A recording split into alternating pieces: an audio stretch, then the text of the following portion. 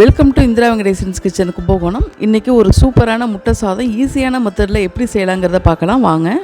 முட்டை சாதம் செய்கிறதுக்கு நான் இன்றைக்கி ஒரு அகலமான பாத்திரம் தான் எடுத்திருக்கேன். அப்போ தான் உங்களுக்கு ஈஸியாக கிளறலாம்னு சொல்லிட்டு 3 டேபிள் ஸ்பூன் அளவுக்கு ஆயில் சேர்த்துட்டு 1 ஸ்பூன் கடுகு, ஒரு பிரியாணி இலை, 2 பட்டை, 1 ஸ்பூன் சோம்பு சேர்த்து நல்லா வெடிக்க விட்டுருலாங்க.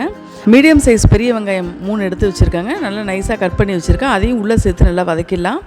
வெங்காயம் ஒரு 60% வதங்கினாலே போதுங்க, அதுக்கு மேலே வேண்டியதில்லை. கொஞ்சம் மீடியம் ஃப்ளேமில் வச்சுட்டு நல்லா வதக்கிக்கலாங்க. சின்ன பிள்ளைங்க ரொம்ப விரும்பி சாப்பிடுவாங்க. இப்போ ஃப்ளேவருக்காக 2 பட்டை மிளகாயும் 4 பச்சை மிளகாயும் நான் போட்டிருக்கேன். இது நல்லா வாசனையாக இருக்கும். எதுக்கு பட்டை மிளகாய் போடுறீங்கன்னு நினைக்கலாம். பட்டை மிளகாய் நல்லா வாசனையாக இருக்குங்க. அடுத்து 2 ஸ்பூன் இஞ்சி பூண்டு பேஸ்ட்டு உள்ளே சேர்த்துருக்கேங்க. அதையுமே நல்லா பச்சை வாடை போக நல்லா வதக்கிக்கலாம். பேச்சுலர்ஸ் கூட ஈஸியாக அந்த முட்டை சாதம் செஞ்சிடலாங்க. அந்த மாதிரி ஒரு ஈஸியான மெத்தடில் தான் நான் இன்றைக்கி சொல்லியிருக்கேன். இஞ்சி பூண்டு பேஸ்ட்டு மட்டும் சின்னதாக நம்ம அந்த குழவி கல் விற்கிது அதில் நம்ம இடிச்சிக்கலாம். அடுத்து 4 தக்காளி பழம் மீடியம் சைஸ் தான் எடுத்திருக்கேன். நல்லா பழமாக எடுத்துங்க. அதை நம்ம கட் பண்ணி சின்னதாக கட் பண்ணி நான் இப்போ உள்ளே சேர்த்துருக்கேன். எல்லாமே சேர்ந்து ஒன்றா நல்லா வதங்கி வரணும். 1 ஸ்பூன் அளவுக்கு இன்றைக்கி மஞ்சள் தூள் உள்ளே சேர்த்துருக்கேங்க. நானே வீட்டில் ரெடி பண்ண கரம் மசாலா 1 டேபிள் ஸ்பூன் அளவுக்கு நான் உள்ளே சேர்த்துருக்கேன். அடுத்து 1 ஸ்பூன் மல்லி நான் சேர்த்துருக்கேன், மல்லித்தூள் உள்ளே சேர்த்துருக்கேன். இப்போ எல்லாமே மசாலா எல்லாமே சேர்ந்து பச்சை வாடை போக ஒன்று சேர வர நம்ம நல்லா வதக்கிக்கணும். நீங்களும் இந்த மாதிரி முட்டை சாதம் ட்ரை பண்ணி பாருங்கள். அடுத்து நம்ம இதுக்கு தேவையான உப்பு எடுத்துக்கலாம். நான் இந்த உப்பு தான் இன்றைக்கி தூள் உப்பு எடுத்துருக்கேன். அதையுமே சேர்த்து நல்லா வதக்கிடலாங்க. சின்ன பசங்களுக்கு இதேமாரி நம்ம எக் ரைஸ் கொடுத்து நம்ம லஞ்சுக்கு கொடுத்து விட்டோம்னா, ஹாட் பாக்ஸில் போட்டு கொடுத்துட்டோம்னாங்க சூப்பராக சுட சுட சாப்பிடுவாங்க. மிச்சமே வைக்க மாட்டாங்கங்க. எல்லாம் ஒன்று சேர்ந்து வரதுக்கு ஒரு 1/4 டம்ளர் தண்ணி உள்ளே சேர்த்துட்டு நல்லா வதக்கிடலாங்க. தக்காளிலாம் நல்லா கரையணும். மசாலாலாம் பச்சை வாடை பார்க்க நல்லா ஒன்று சேர்ந்து வரணும். எண்ணெய் பிரிஞ்சு வந்துருச்சு பாருங்கள். இந்த மெத்தடில் இருக்கணும்.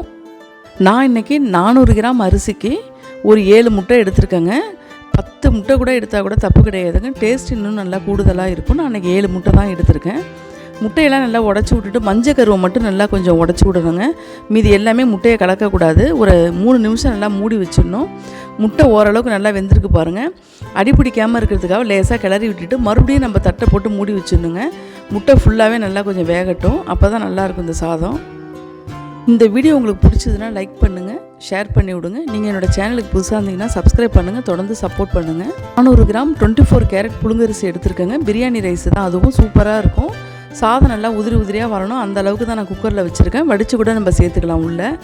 சாதம் எவ்வளோ சூப்பராக இருக்குது பாருங்கள். முட்டை சாதத்துக்கு மசாலா ரெடி ஆகிடுச்சு.